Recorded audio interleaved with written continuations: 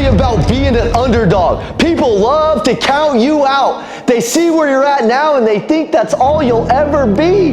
They look at your failures, they look at your setbacks, and they want to laugh. And they do laugh. They think they've got you all figured out. But let me tell you something. The most dangerous person in the room is the person that's being overlooked. The one who's been knocked down, who's taken the hits and kept getting back up. Because being the underdog, that's where the real hunger comes from. When you've been at the bottom, when you've seen everything fall apart, when you've had your back against the freaking wall, that's when you find out who you really are. That's when the fight inside of you gets unleashed. The underdog is the one who's been counted out but refuses to stay down. They felt the pain. They've been rejected, ridiculed, written off, and it's in those moments, in the dark, ugly space, when the comeback begins. You know why? Because the underdog, the comeback kid, they've got nothing else to freaking lose. And when you got nothing else to lose, you become dangerous. You stop caring about the opinions of the freaking sheep. You stop wanting approval from others. You stop seeking validation. All that matters is the fight. All that matters is getting back up.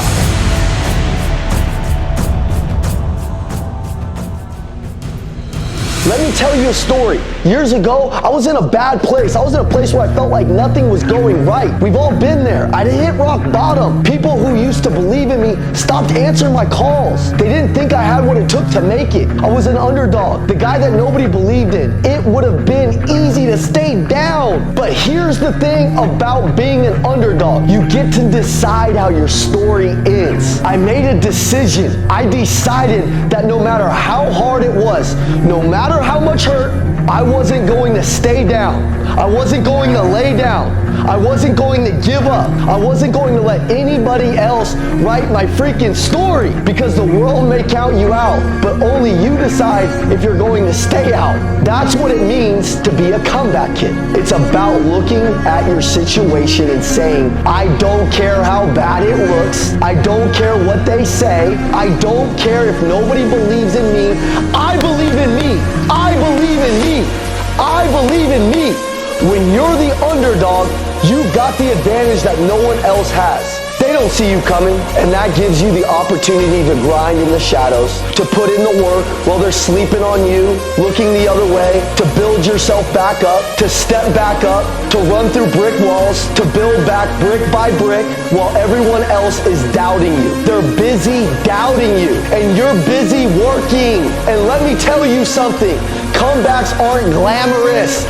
They're gritty. They're messy. It's you versus you. In the middle of the night when no one's watching, what are you doing? Are you working? It's you putting in the hours, pushing through the pain when everybody else has already given up. It's you waking up every single day with that fire in your chest that says, I'm not done. It's about refusing to let anybody, anyone, your mom, your dad, your friends, your family, define what's possible for you. The comeback kid is a fighter, and a fighter doesn't happen just in the ring or on the court or in the gym. Fighting happens in your mind, in your heart, in your soul. It's about the voice inside of you that says you're not enough. It's about crushing the doubt, silencing the fears, refusing to let your past mistakes determine your future, your altitude. Did you hear me? It's about not letting your past mistakes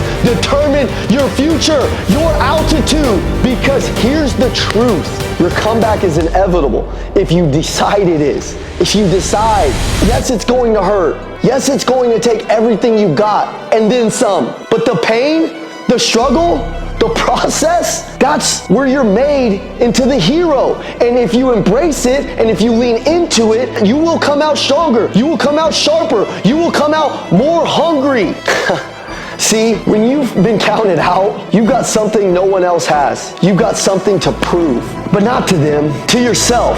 You've got to prove that you can rise from the ashes.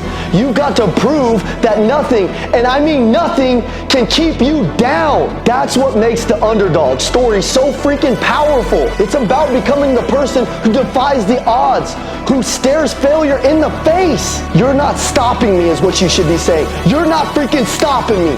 You're not stopping. You're not stopping me. You know what else happens when you're the underdog? You develop resilience. And let me tell you, resilience is your greatest weapon. It's the ability to get back up over and over and over and over again. Every time you get hit, you get stronger. Every time you fail, you rise higher, because every setback is a setup for a comeback. Every loss is just the fuel for the next freaking win. Woo!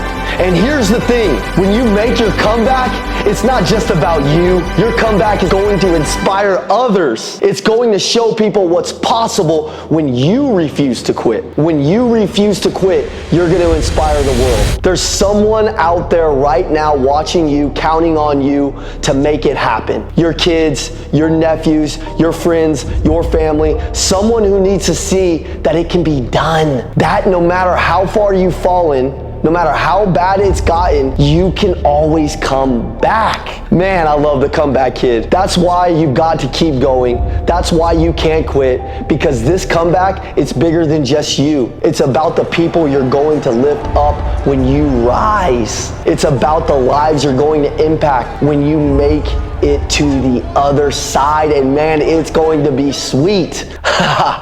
It's about showing the world that being an underdog is the advantage, not a disadvantage. That being underestimated is the greatest gift you can have. So here's my message to you. If you're the underdog right now, if you feel like the world is against you and you've been knocked down, I feel you. I want you to hear me loud and clear. You are not out of the fight. This is your moment. This is your time. And your comeback, it starts right now. Not tomorrow, not next week, not next year, right now. Get up, dust yourself off, look in the freaking mirror, and remind yourself who you are. Because you are a fighter. You are a warrior. And the setback, the failure, it's nothing. It's nothing but a stepping stone to your next freaking victory. The world hasn't seen the best of you. Your story isn't over. You're just warming up. And when you get the comeback, and trust me, you will come back. You're going to come back stronger, harder, more determined than ever. So here's what I want you to do. I want you to embrace being the underdog. I want you to love being the underdog. I want you to use being the underdog. I want you to feed from it. I want you to feed off of it. And then I want you to go out there and make your comeback. Not for them, for you. This is your life. This is your story, and you're the only one who gets to decide how it ends. Now, before you go, I want you to check out our next video in our series, Macklin Twins Motivation on Winning. Because once you've made your comeback and you don't stop there, you need to rise up and win. And winning is the next level. It doesn't matter what level you're winning at right now. There's always different devils at every single level. So we need to keep winning. Keep this video close. It's the mindset that keeps you going after the fight. In that video, we're going to show you exactly how to do everything you've learned as an underdog and use it to dominate in every area of your life. And let's lock in that winning mentality, because being an underdog, it's just the beginning, guys. Winning is your true destiny. We believe in you. The Macklin Twins, we believe in you. Now go get what's yours. Be relentless, be unstoppable, and above all freaking else, be a winner. Let's go. Let's go, baby.